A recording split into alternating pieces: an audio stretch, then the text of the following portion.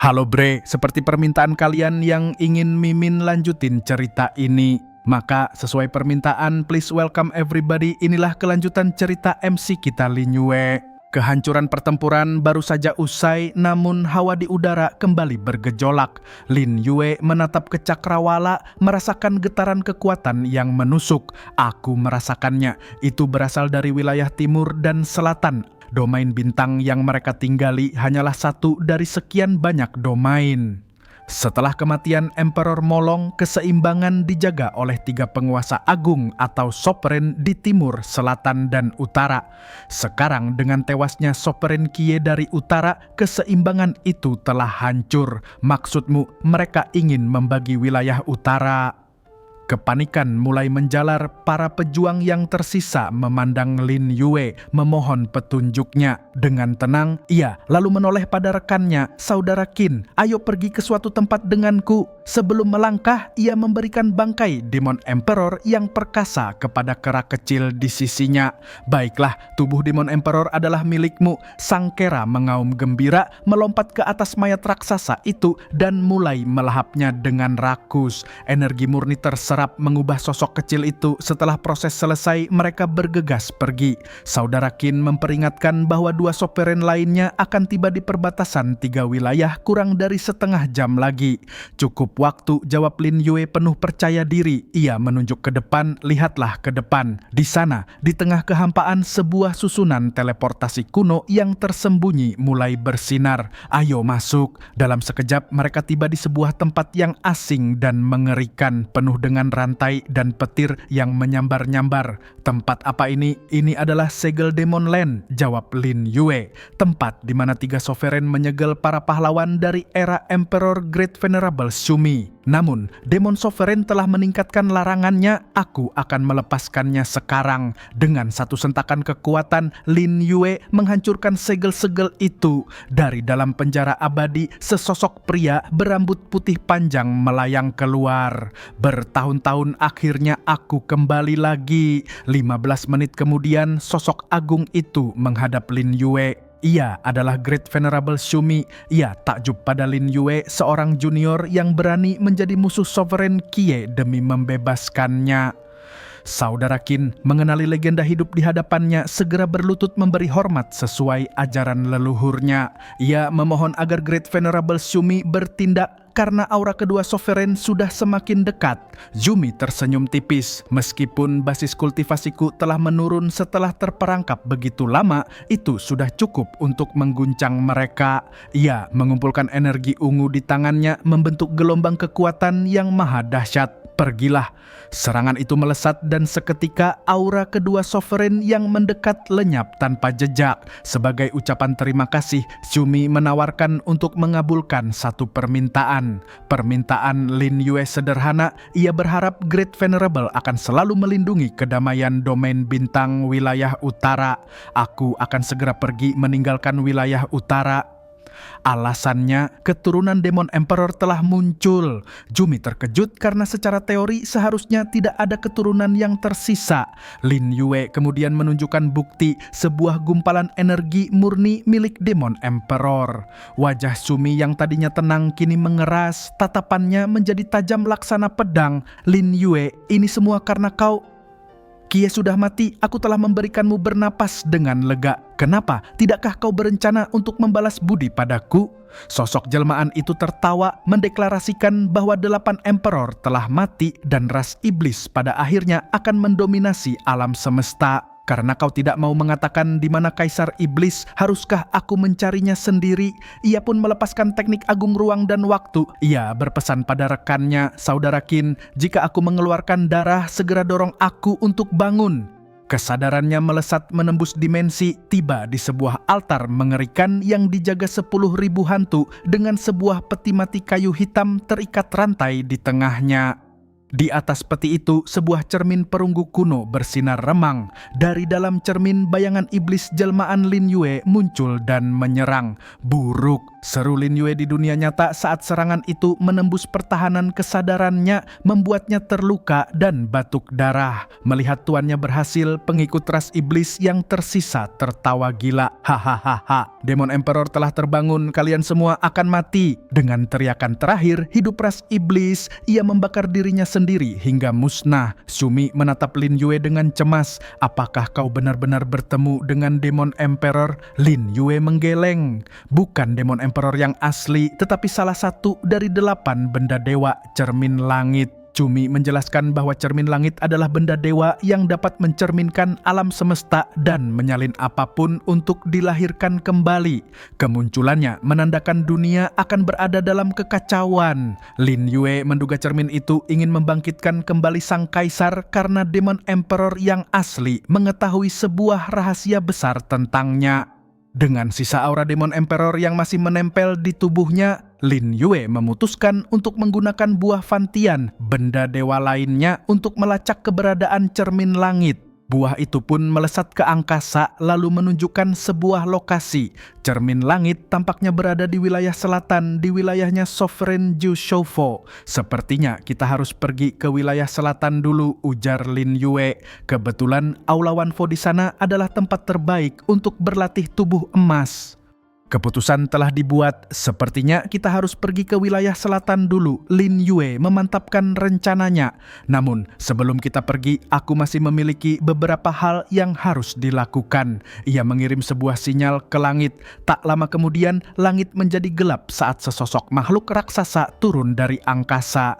Dengan sayap menutupi langit, monster Kunpeng Agung tiba-tiba muncul. Di atas punggungnya berdiri seorang wanita, utusan misterius. Dia adalah utusan dari Daftar Hitam. Ia mengumumkan bahwa Qin Wunian dengan usianya yang baru 20 tahun kini dipromosikan ke urutan ke-10 dalam Daftar Hitam, sebuah peringkat kekuatan tempur generasi muda dengan kredibilitas mutlak. Shumi memuji darah Soveren Molong yang memang kuat mengalir dalam diri Qin Wunian. Setelah sang utusan pergi, Shumi menghentikan Lin Yue. Kau telah membantuku, aku akan memberimu hadiah. Dari ujung jarinya setetes darah emas murni muncul. Ini adalah darah emas dari jantungnya, sesuatu yang hanya bisa ia keluarkan 10 tetes seumur hidupnya. Lin Yue pun menerimanya dan pamit pergi, menyerahkan perlindungan wilayah utara pada Great Venerable Shumi. Di istana Biluo Shangqing, Kera kecil pengikut Lin Yue tiba-tiba mengaum kesakitan. Kau terlalu rakus, berani melahap Demon Sovereign, inilah akibat dari kerakusanmu. Lin Yue dengan sigap membantunya menyalurkan energi untuk menstabilkan kekuatan liar di tubuh sang Kera. Tak lama, sang Kera memuntahkan sebuah cincin penyimpanan. Coba aku lihat hal-hal baik apa yang ada di dalam cincin Demon Sovereign. Di dalamnya, selain tumpukan harta, Lin Yue menemukan sebuah buku teknik yang luar biasa. 8 bagian Great Void. Ini adalah salah satu dari 5 kekuatan supernatural agung yang setara dengan alam semesta. Sebuah teknik dari benda-benda dewa. Sayangnya, untuk melatihnya, seseorang harus mencapai alam kesatuan 3 elemen. Tanpa ragu, Lin Yue memutuskan untuk segera berlatih. Monyet kecil, lindungilah aku. Ia duduk bersila, memulai bab pertama, bab mengubah naga transformasi energi. Lin Yue tenggelam dalam kultivasi, menyatukan esensi tubuh, pikiran, dan 3 elemen menjadi satu. 1 jam kemudian proses itu selesai. Tubuhnya bertransformasi, memunculkan sisik emas dan tanduk iblis, memancarkan kekuatan yang luar biasa sebelum kembali ke wujud normalnya. Fiuh, aku berkeringat. Di mana tempat untuk aku bisa mandi? Sang monyet kecil yang pintar segera mengerti dan menuntunnya ke sebuah pemandian air panas tersembunyi. Sangat nyaman untuk mandi setelah berkultivasi. Namun, kenyamanannya terganggu saat seorang gadis muncul. Raja Suci, dia adalah Jian Cier, pendekar dari klan pedang. Maaf, aku tidak tahu Anda ada di sini, ujarnya canggung. Tidak apa-apa, sahut Lin Yue dengan santai. Ia sudah tahu bahwa musuh pribadi gadis itu ada di wilayah selatan. Ia bahkan menceritakan kembali tragedi yang menimpa ayah Jian Qi'er, Jian Lingtian, calon patriark yang dijebak dan dibunuh secara brutal. Dan Jian Lingtian adalah ayahmu, kan? Jian Qi'er terkejut namun tetap bersikeras ayahnya tidak bersalah. Lin Yue lalu memberinya sebuah catatan dan cincin berisi 300.000 batu spiritual untuk pengembangan sekte Wangxian. Tiba-tiba dari semak-semak terdengar suara. Lin Yue tersenyum jahil. Sepertinya seseorang akan datang. Akankah kita disalahpahami sebagai pria dan wanita yang sendirian di sini? Benar saja, Qin Wunian muncul dengan penampilan baru yang lebih agung. Dengan siapa kamu baru saja berbicara? Lin Yue berkelit, tidak ada, aku berbicara pada diriku sendiri.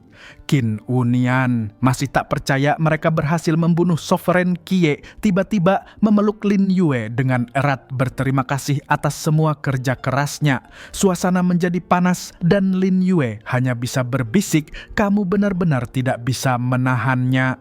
Dari balik pohon, Jian Qi'er hanya bisa menatap mereka dalam diam.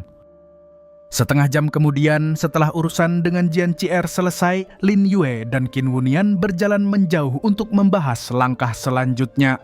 Dari kejauhan, Jian Qi'er hanya bisa memandang mereka dengan perasaan aneh yang bergejolak di hatinya, lalu ia bergegas pergi untuk menjalankan tugas dari Lin Yue. Sementara itu, di kamp sekte Wangxian, para tetua kebingungan menghadapi para wanita suci dari berbagai sekte yang memaksa ingin tinggal karena terpikat oleh pesona tetua Long.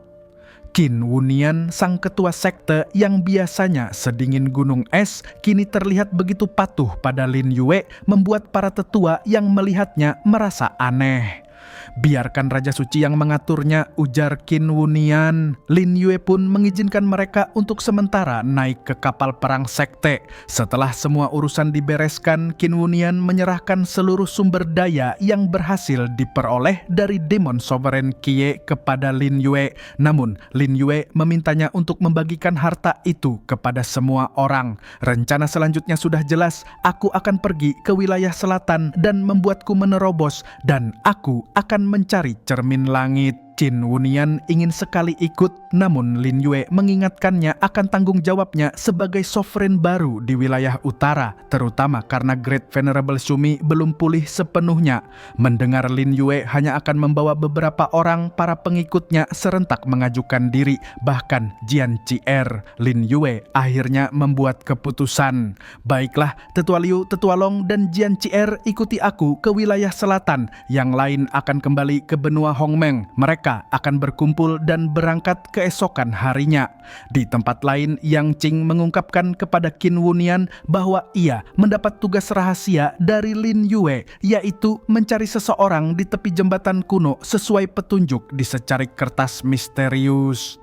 Keesokan harinya, rombongan Lin Yue berangkat menggunakan kapal yang disediakan oleh penguasa kota Yewang. Setelah kapal berlayar, Lin Yue memerintahkan 3 pengikutnya untuk mengikuti koordinat teleportasi yang ia berikan, sementara ia sendiri punya urusan lain. Setelah mereka pergi, Lin Yue berbicara ke sudut ruangan yang kosong. Berhenti bersembunyi, keluarlah. Sosok Yi, putri penguasa kota, muncul dengan terkejut. Bagaimana bisa kamu tahu bahwa aku berada di sini? Lin Yue menjelaskan dengan mudah bahwa karena Yi tidak ada di samping ayahnya saat melepas kapal, satu-satunya tempat ia bersembunyi pastilah di dalam kapal itu sendiri. Yi mengaku telah memutuskan hubungan dengan ayahnya demi bisa ikut dengan Lin Yue. Ia bertanya dengan gugup apakah Lin Yue tidak setuju. Tidak setuju untuk apa? Tanya Lin Yue pura-pura tidak mengerti. Melihat Yi yang tersipu malu, Lin Yue tersenyum. Jelas apa yang kamu katakan benar, jika wanita cantik sepertimu merasa kecewa, aku akan menjadi orang berdosa. Tanpa basa-basi lagi, ia langsung mengangkat tubuh Yi dan menggendongnya. 1 jam kemudian, berkat teleportasi, rombongan Lin Yue tiba di tempat tujuan. Mereka telah sampai di wilayah selatan, tepat di depan pohon Feng Yue yang menjulang raksasa. Lin Yue menjelaskan bahwa mereka akan berpartisipasi dalam konferensi Feng Yue yang diadakan di sini. Untuk menjaga kerahasiaan, ia meminta para pengikutnya untuk memanggilnya Tuan Muda. Misi mereka adalah mencari cermin langit dan mereka akan memulainya dari klan Feng Yue, salah satu dari 8 klan utama yang mengurus wilayah selatan karena keberadaan Sovereign Jushovo yang tidak menentu. Konferensi Feng Yue adalah acara besar 10 tahunan dengan pertarungan seputar minum, alat musik, senjata, dan seni bela diri. Lin Yue berjanji akan mengajak mereka mencicipi minuman legendaris 33 surga yang membuat para pengikutnya bersemangat. Saat mereka tiba di pelabuhan jangkar dekat Menara Feng Yue, suasana sudah ramai oleh anggota dari 8 klan. Hadiah pot Shengxin dan pedang Xuanwu rupanya telah menarik banyak sekali peserta. Namun, untuk bisa berpartisipasi, mereka harus berasal dari 8 klan atau merupakan tamu undangan. Saat mereka sedang berbincang, seorang pria bernama Li Nangong dari klan Nangong menghampiri dan meremehkan mereka setelah tahu mereka berasal dari sekte Wangxian yang dianggap sekte kecil. Setelah diejek, rombongan itu diabaikan begitu saja. Lin Yue tidak ambil pusing dan mengajak semuanya untuk makan terlebih dahulu di restoran Menara Feng Yue. Makan dan minumlah sepuasnya, aku yang akan mentraktir hari ini, ujarnya dengan murah hati. Di tengah suasana makan yang ceria, sebuah suara sinis terdengar dari meja sebelah. Sampah. Lin Yue menoleh dengan tatapan dingin. Pria yang murka itu adalah Xia Zhan, ketua kedua sekte Yaozu. Ia meluapkan kekesalannya pada putrinya Xia Bing, meratapi bahwa jika mereka gagal mendapatkan benda pusaka itu kali ini, garis keturunan mereka akan merosot. Ia bahkan menyalahkan Xia Bing karena bala bantuan yang diundangnya direbut oleh sepupunya Xia Kuangshan dan mengeluh mengapa ia tidak memiliki anak laki-laki. Di luar, para pengikut Lin Yue mengamati mereka. Melihat Xia Bing yang sedang marah, Tetua Long merasa ini bukan waktu yang tepat untuk mendekat. Namun, Lin Yue justru melangkah maju. Lin Yue langsung menemui Xia Bing. "Aku bisa membantumu mendapatkan tungku Shengxin," ujarnya. Xia Bing terperanjat, ia tak mengerti bagaimana orang asing ini bisa mengetahui tujuannya. Lin Yue lalu membeberkan semua yang ia tahu bahwa bala bantuan dari sekte Beiling yang disewa Xia Bing sebulan lalu hanyalah sebuah sandiwara. Ketua sekte Beiling, Xiao Hanyu, adalah saudara dekat sepupunya Xia Kuangshan. Intinya, kamu sudah dipermainkan oleh mereka, pungkas Lin Yue. Merasa putus asa, Xia Bing bertanya apa yang harus ia lakukan. Lin Yue menawarkan kesepakatan. "Aku yakin bisa memenangkan 2 hadiah besar pertandingan kali ini, tetapi pedang Xuanwu diantaranya akan menjadi milikku. Kamu setuju?" Xia Bing ragu, bagaimana mungkin ia bisa mendapatkan 2 hadiah itu hanya dengan mengandalkan dirinya sendiri. Tiba-tiba, para pengikut Lin Yue muncul di belakangnya menunjukkan dukungan penuh. Saat itu, rombongan lain yang disewa ayah Xia Bing, sekte Shueisha, datang dan meremehkan kelompok Lin Yue. Mereka menolak untuk bekerja sama dan hendak pergi. Keributan pun tak terhindarkan. Tiba-tiba tawa mengejek terdengar. "Wow, adik Xia Bing, konferensi belum dimulai, kenapa sudah mulai bertarung saja? Xia Kuangshan dan Xiao Hanyu telah tiba." Xia Bing menuduh sepupunya merebut bala bantuannya, namun Xiao Hanyu dengan angkuh berkata bahwa ia hanya memilih pihak yang lebih kuat. Xia Kuangshan kemudian menghina rombongan Lin Yue sebagai sekumpulan orang lemah. Ia menantang tamu agung pilihan Xia Bing untuk bertarung. Lin Yue melangkah maju dengan tatapan dingin. "Boleh saja bertarung denganmu, tetapi pertarungan kecil seperti ini tidaklah menarik. Kalau mau bermain lebih besar, setelah pertarungan dimulai, tidak peduli hidup mati." Xiao Hanyu tertawa. "Baik, ada yang mau mencari mati, ini akan lebih bagus." Atas perintah Xia Kuangshan, para anak buahnya segera menyerang. Kelompok dari sekte Beiling pimpinan Xiao Hanyu juga ikut maju dan tanpa banyak usaha, ia menghantam jatuh para penyerang dengan mudah. Bam, buk, Bam, Xia Guangshan hanya bisa tertawa getir melihat anak buahnya terpelanting dengan gaya yang begitu indah. Pihak sekte Xuexia yang melihat kekuatan mereka langsung merasa ciut dan mengakui kekalahan. Lin Yue mengulangi tantangannya, pertarungan hidup dan mati. Kalian berani? Xiao Hanyu menyeringai. Baik, ada yang mau mencari mati, ini akan lebih bagus. Salah satu tetua keduanya, Xiao Yi, maju untuk menjadi lawan pertama. Tetua Long maju mewakili kelompoknya. Lin Yue sempat membisikkan sesuatu padanya menunjukkan titik lemah lawan. Meski mengakui kekuatan lawannya, Tetua Long kini sangat percaya diri. Pertarungan dimulai. Xiao Yi melesat dengan tusukan maut, namun Tetua Long dengan mudah mengelak. Xiao Yi terkejut dengan kecepatan lawannya. Ia melancarkan tusukan maut kedua, tapi kembali meleset. Saat ia mengerahkan seluruh kekuatannya untuk tusukan maut ketiga, Tetua Long melihat celah yang sempurna. Wush! Ujung tombaknya menyerempet kepala Xiao Yi, merobek telinga dan pelipisnya. Darah menyembur dan Xiao Yi pun tewas seketika. Melihat tetuanya tewas, salah seorang anggota sekte Beiling mengamuk, "Aku bunuh kau." Namun, sebelum ia sempat mencapai Tetua Long, Jian Qi'er sudah menghadangnya dengan pedang terhunus. "Lawanmu adalah aku." Ia melepaskan jurus pedang tahap kedua, pedang suci. Pertarungan sengit kembali berlanjut.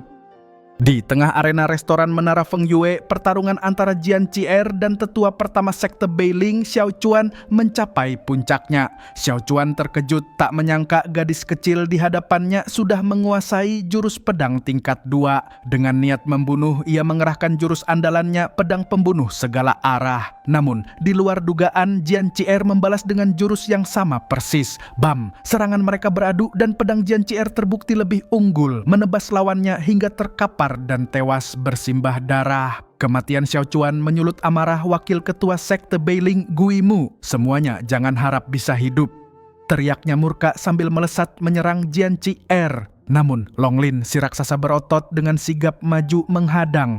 "Mundur!" serunya pada Jian Qi'er. Dengan satu serangan dahsyat, wush, hiat, Long Lin menghantam Gui Mu hingga terpental menembus atap bangunan. Meski terluka, Long Lin berdiri tegak mengakui bahwa lawannya adalah yang paling kuat sejauh ini.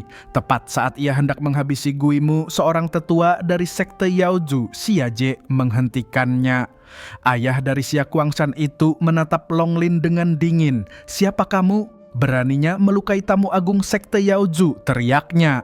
"Kamu tidak layak mengetahuinya," balas Long Lin tanpa rasa takut.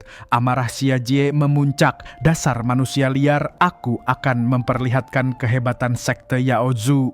Xia Bing memohon pada ayahnya untuk membantu, namun ayahnya menolak mentah-mentah. Xia Jie kemudian menekan Xia Bing menuntut penjelasan mengapa bawahannya berani melukai tamunya. Di tengah ketegangan itu, Lin Yue yang sedari tadi hanya duduk santai akhirnya angkat bicara. "Penjelasan? Kalau begitu akan aku berikan penjelasan pada kalian." Ia memanggil nama Long Lin, lalu dengan gerakan secepat kilat ia menghantam pengikutnya sendiri itu hingga jatuh tak sadarkan diri. Brak! Semua orang terperangah tak mengerti apa yang terjadi. Lin Yue menatap Xia Jie dengan senyum tipis. Penjelasan ini apakah boleh? Tindakan Lin Yue yang tak terduga membuat Xia Jie murka. Beraninya membunuh orangku. Namun, pengawalnya menahannya, menyadari aura membunuh yang sangat kuat dari pemuda itu. Lin Yue menatap Xia Jie dengan dingin. 10 tahun yang lalu, masalah pemusnahan klan pedang garis keturunan utama, aku akan mencarimu untuk menyelesaikannya. Ancaman itu membuat Xia Jie terdiam membeku. Tanpa berkata-kata lagi, Lin Yue dan rombongannya pergi meninggalkan klan Yaozu yang kebingungan dan ketakutan. Malamnya, di penginapan Feng Yue, Xia Bing berterima kasih pada Lin Yue. Lin Yue kemudian menanyai rencananya untuk konferensi. Xia Bing menjelaskan bahwa situasinya sulit. Ia bermusuhan dengan sepupunya, sementara klan pedang dan sekte Nangong memiliki jagoan-jagoan yang kuat. Ia merasa hanya bisa mengandalkan mereka. Lin Yue lalu menunjukkan pengetahuannya yang luar biasa. Ia tahu Xia Bing membutuhkan tungku Shengxin untuk menyembuhkan kakeknya yang sakit parah dan hidupnya tak akan lebih dari 3 bulan. Ia juga tahu bahwa paman Xiabing, Xiaje, telah mendapatkan darah jantung siluman matahari api tahap Emperor, bahan kunci untuk meminta tungku Shengxin darinya nanti. Xiabing mengiyakan bahwa ia akan memberikannya demi menyelamatkan kakeknya. Puas dengan jawabannya, Lin Yue menyuruh Xiabing untuk tidak pulang dan tinggal di kamarnya malam itu. Xiabing salah paham dan berkata, "Tuan Lin, aku bukan wanita seperti itu." Lin Yue hanya menyuruhnya tetap di sana lalu langsung tertidur. Malam itu benar saja 2 pembunuh bayaran menyelinap ke kamar Xiabing di kediamannya, namun mereka hanya menemukan kamar kosong. Xiabing akhirnya sadar bahwa Lin Yue telah menyelamatkannya dari awal. Keesokan harinya mereka berangkat menuju pavilion Feng Yue untuk memulai konferensi. Di sana mereka mendengar tentang penguasa sekte Feng Yue, yaitu 5 bidadari Feng Yue yang super cantik. Masing-masing dari mereka mahir dalam kecapi, catur, tulisan, lukisan, dan arak yang juga menjadi cara mereka bertarung. Lin Yue menjelaskan makna di baliknya bahwa arak bisa mengendalikan orang, suara kecapi bisa menjadi pisau tajam, dan seterusnya. Ia juga mengungkapkan bahwa kelima keterampilan itu diwariskan oleh Master Suci Feng Yue 3.700 tahun yang lalu, sebuah fakta yang dibantah oleh Nanggong Li yang hanya mengetahui sejarah 800 tahun terakhir. Tepat saat suasana mulai tegang, salah satu dari 5 bidadari, Xue sang bidadari kecapi, muncul dengan anggun. Di tengah kemegahan pavilion Feng Yue, sesosok wanita anggun melangkah masuk. Kehadirannya laksana bunga mekar yang seketika merebut semua perhatian. Dia adalah Xue, bidadari kecapi. Nanggong Lie dengan penuh percaya diri segera maju dan memberi salam hormat memperkenalkan dirinya sebagai putra sulung sekte Nanggong. Namun Ciwe melewatinya begitu saja tanpa melirik sedikit pun, seolah ia hanyalah angin lalu. Wajah Nanggong Lie memerah menahan amarah dan malu. Seorang bidadari kecapi saja berlagak sekali. Mengabaikan yang lain, Ciwe berjalan lurus ke arah Lin Yue dan menunduk dalam-dalam, sebuah gestur yang membuat semua orang terperangah. Xue berjumpa dengan Tuan, sapanya lembut. Ia bertanya siapa nama Lin Yue dan mengapa ia bisa tahu tentang Master Suci Feng Yue. "Namaku Lin Yue," jawabnya singkat dan dingin. Ada pertanyaan apa? Setelah konferensi Feng Yue berakhir baru ditanyakan saja. Ia lalu berbalik pergi meninggalkan sang bidadari dengan tatapan penasaran. Orang ini cukup menarik. Batin Xue. Di sisi lain, Nanggong Lie mendidih karena cemburu. Sialan, cari kesempatan harus membunuhnya. Memasuki aula utama, rombongan Lin Yue dibuat takjub oleh interiornya yang megah. Mereka melihat para wanita di dalam kolam besar, bagian dari proses fermentasi arak yang unik. Di dalam aula, tempat duduk telah diatur bertingkat. Tingkat 1 untuk murid, tingkat 2 untuk tetua, tingkat 3 untuk ketua sekte, dan tingkat 4 untuk tamu VVIP.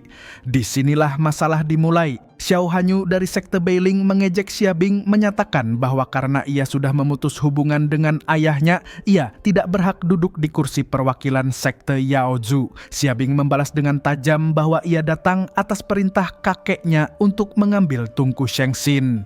Karena kelompok Lin Yue dianggap tidak memiliki status, mereka dibiarkan berdiri tanpa kursi, menjadi bahan tertawaan sekte Nanggong. Kaisar Pedang Kecil Jian Chen yang sedari tadi diam mendesak agar konferensi segera dimulai dan menyarankan untuk mengusir saja orang-orang yang tidak berkepentingan. Ia pun melepaskan gelombang tekanan auranya yang dahsyat ke arah Lin Yue dan kawan-kawannya, membuat kubu Nanggong bersorak. Namun Lin Yue yang sama sekali tidak terpengaruh hanya bergumam, "Jurus lemah." Dengan satu sentakan energi yang tak terlihat, seluruh tekanan dari Kaisar Pedang Kecil lenyap seketika. Duar. Semua orang terdiam terkejut melihat kekuatan Lin Yue. Melihat hal itu, Xue segera turun tangan. "Tuan Lin, semuanya silakan naik ke tingkat 2. Ia memberi mereka posisi terhormat setingkat para tetua. Keputusan ini membuat para murid dari sekte lain marah karena merasa dilangkahi oleh manusia kelas rendah. Ketika arak mulai disajikan, Yiyi bertanya mengapa Lin Yue tidak ikut minum.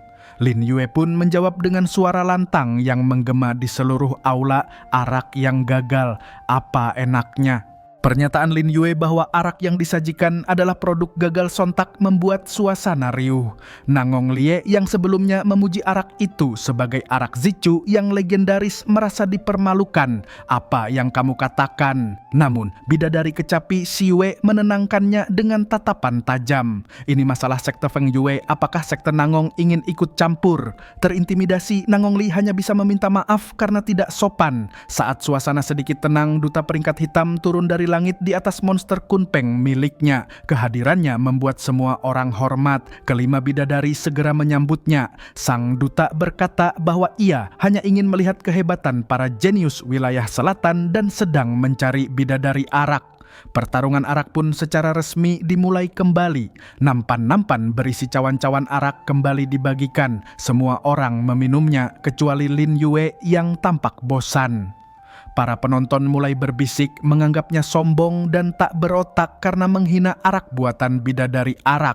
Nangong Lie yang tak tahan lagi kembali menantangnya. Berengsek, coba kamu katakan kenapa menyebut arak ini gagal? Si Yue sebagai perwakilan tuan rumah akhirnya secara resmi bertanya berharap Tuan Lin menjelaskan. Lin Yue menatap lurus ke arah para wanita pembuat arak dan mengungkap rahasia yang mengejutkan. Saat pembuatan arak Zichu ini ada yang sudah bukan perawan, tentu saja ini adalah arak yang gagal. Seketika kekacauan terjadi. Para wanita pembuat arak saling tuduh hingga salah seorang dari mereka diseret ke depan sambil menangis dan menyangkal tuduhan itu. Setelah skandal arak gagal terungkap dan pelakunya dibawa pergi, bidadari kecapi Si Yue mengumumkan dimulainya pertandingan selanjutnya. Berikutnya pertandingan kecapi dimulai.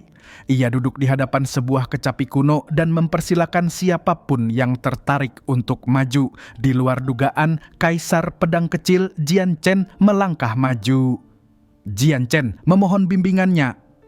Pertarungan yang ganjil pun dimulai. Alih-alih memetik senar, Jian Chen menjadikan jarinya sebagai pedang. Energi pedangnya yang tajam dan murni ia ubah menjadi nada-nada kecapi yang mematikan, melesat laksana ribuan anak panah tak terlihat.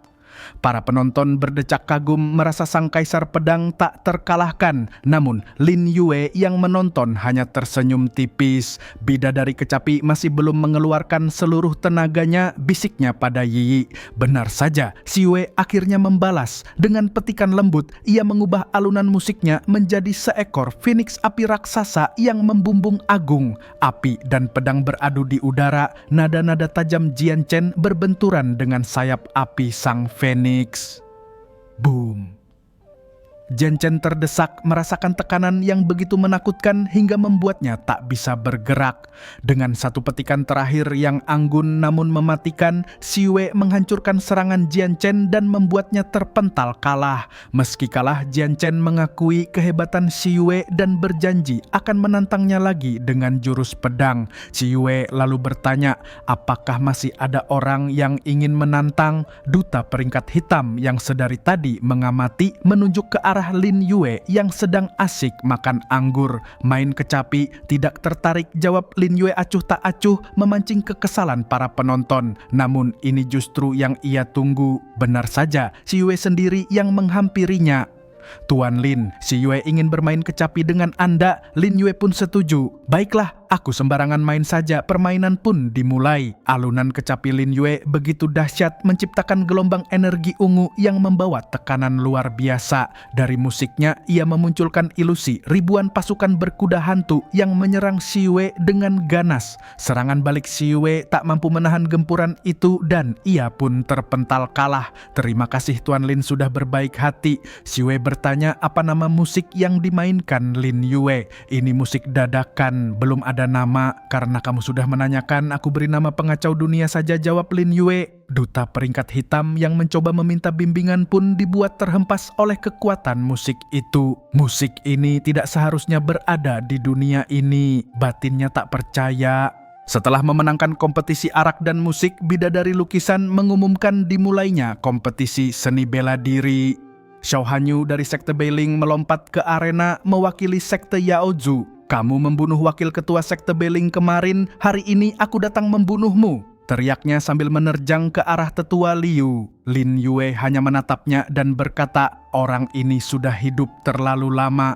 Ia memberi perintah pada Long Lin untuk menghadapinya. Pertarungan pun dimulai. Xiao Hanyu melepaskan jurus sonik penghancur hati, sebuah serangan gelombang suara yang mematikan. Namun, Long Lin hanya berdiri diam menahan serangan itu secara langsung dengan tubuhnya. Semua orang menganggapnya bodoh, namun yang terjadi selanjutnya mengejutkan mereka. Boom! Long Lin sama sekali tidak terluka. Dia sekuat ini. Seru Xiao Hanyu tak percaya. Menyadari lawannya begitu kuat, ia memohon bantuan pada Tuan Muda Xia, namun sudah terlambat. Long Lin melesat maju, kecepatannya membuat lawannya tak berdaya. Niat pedang alam ketiadaan, angin pedang level 2 tahap puncak. Seru para penonton menyadari kekuatan Long Lin setingkat dengan Jian Chen. Di tengah desakan, Xia Guangshan panik dan menyuruh Xia Bing menghentikan pertarungan, namun Lin Yue menahannya. Kompetisi seni bela diri mati hidup sudah ditakdirkan, tidak ada orang yang boleh ikut campur, ujarnya dingin. Di arena, Long Lin menghantam Xiao Hanyu tanpa ampun. Bug membuatnya tak berdaya. Xia Guangshan yang kehilangan muka menantang Xia Bing. Xia Bing yang tahu ia bukan tandingan sepupunya memohon bantuan Lin Yue. Tenang saja, sini mendekat, aku bisikan cara untuk mengalahkannya. Lin Yue menjelaskan kelemahan jurus api sekte Yaoju yang hanya itu-itu saja. Dengan percaya diri, Xia Bing maju menghadapi Xia Guangshan. Ia langsung menyerang dengan jurus api asing langit, sebuah jurus tingkat tinggi yang seharusnya dipelajari belakangan. Xia Guangshan terkejut karena jurusnya melemah 30% saat beradu dengan jurus Xia Bing. Ini mustahil, teriaknya saat serangannya dipatahkan dan ia pun kalah telak. Xia Bing berterima kasih pada Lin Yue atas arahannya. Setelah kemenangan Xia Bing, arena menjadi hening. Tak ada yang berani menjawab tantangan. Kalau begitu, kita lanjut ke kompetisi terakhir, kompetisi senjata. Seru sang pembawa acara. 2 hadiah utama yang menjadi rebutan pun dikeluarkan, memancarkan cahaya yang menyilaukan mata. Tungku Shengxin dan pedang Xuanwu. Aturan pun diumumkan. 3 sekte besar harus saling bertarung dan hanya 1 orang dari tiap sekte yang boleh bertindak. Seorang pria dari sekte Nangong, Nangong Jian, dengan gegabah melompat ke panggung. Aku Nangong Jian datang menantangmu. Namun sebelum ia sempat berbuat lebih, sesosok bayangan dari klan pedang melesat laksana hantu dan menghantamnya hingga jatuh. Berak. Mau menantang tetua klan pedang, kalahkan aku terlebih dahulu. Sosok itu adalah Jian Xuang, pendekar hebat berjuluk orang di bawah kaisar pedang kecil. Alih-alih bertarung, sebuah kesepakatan politik terjadi di antara para tetua. Sekte Nangong menawarkan agar pedang Xuanwu kembali ke klan pedang, sementara mereka akan mengambil Tungku Shengxin. Kesepakatan yang licik itu diterima dengan cepat. Hal ini sudah diputuskan, bidadari lukisan dan bidadari kecapi silakan mengumumkan. Saat bidadari lukisan hendak mengumumkan, sebuah suara misterius tiba-tiba terdengar. Tunggu, satu kata dari Lin Yue menghentikan segalanya. Ia melangkah maju dengan tatapan tajam dan aura yang tenang namun mengintimidasi. Perwakilan dari sekte Yaoju, Lin Yue menantang semua orang yang ada di sini. Sontak semua orang terkejut. Tetua klan pedang murka.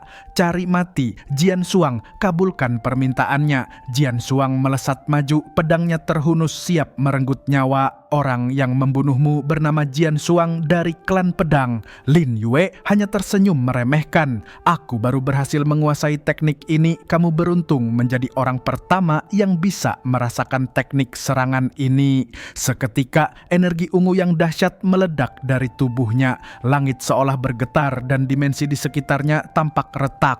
Boom, boom, 8 kitab taiksu. Dari ketiadaan muncul sosok naga raksasa berwarna merah darah. Raungannya bagai guntur yang membelah angkasa. Tubuhnya yang spektral menerjang dan menelan Jian Xuang yang hanya bisa berteriak ngeri dalam keputusasaan. Ledakan kekuatan naga merah menyisakan keheningan yang mencekam.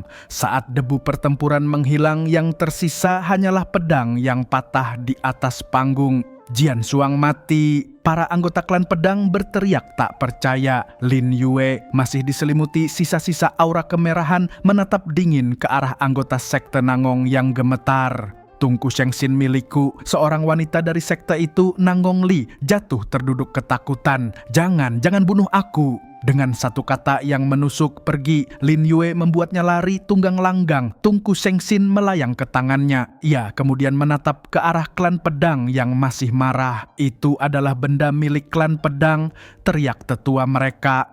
Kaisar pedang kecil Jian Chi'er menatap Lin Yue dengan waspada. Aku juga tidak bisa menahan serangan tadi, bisiknya pada sang tetua. Lin Yue tersenyum. Jika aku bilang aku sekarang hanya menggunakan teknik pedang melawanmu, apakah kalian berani? Sang tetua merasa tertantang. Mantap, cukup berani. Jian Chi'er, lihat baik-baik teknik pedang Xuanwu ini, seru Lin Yue. Namun, yang membuat Jian Chi'er terbelalak bukan tekniknya, melainkan pedang di tangan Lin Yue. Para penonton pun berseru kaget. Pedang itu adalah pedang Qinglong, salah satu dari 4 pedang sakti. Beraninya menyentuh benda itu. Mati sana, raung Jian Chi'er sambil menyerang dengan pedang saktinya. Dari mana pedang Qinglong ini berasal? Kamu yang paling tahu jelas, balas Lin Yue. Kata-kata itu mengguncang Jian Chi'er, membuatnya bertanya-tanya siapa sebenarnya Lin Yue yang bisa mengetahui rahasia bahwa pedang itu seharusnya milik Jian Lingtian. Kamu tidak pantas mengetahui. Lin Yue melepaskan energi pedang Xuanwu. Hush! Serangan hijau itu laksana naga yang melesat, menghantam Jian Chi'er dengan telak. Boom! Brak! Tubuhnya terhempas tak berdaya. Dengan 2 jagoan mereka dikalahkan. Lin Yue mengambil pedang Xuanwu. Para anggota klan pedang yang tersisa mencoba maju untuk balas dendam, namun alunan kecapi bidadari kecapi menghentikan mereka dalam kesakitan. Sadar akan kekalahan mereka, Kaisar pedang kecil akhirnya menyerah. Bidadari kecapi, jangan salah paham, kami klan pedang mengundurkan diri dari kompetisi Feng Yue. Dengan anggukan dari bidadari kecapi, klan pedang pun pergi menelan kekalahan pahit. Setelah semua lawannya mundur, paviliun Feng Yue menjadi lengang. Para bidadari menghampiri Lin Yue dan memberinya selamat karena berhasil memenangkan 2 benda pusaka sendirian, menjulukinya kader jenius nomor 1 di wilayah selatan. Bidadari lukisan mengomentari nasib Kaisar pedang kecil yang teknik pedangnya pasti akan terpengaruh karena kekalahan ini.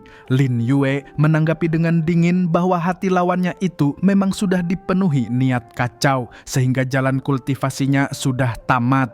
Bidadari kecapi kemudian mengundang Lin Yue untuk mencicipi arak sebagai ucapan terima kasih karena telah menunjukkan masalah dalam arak Zichu.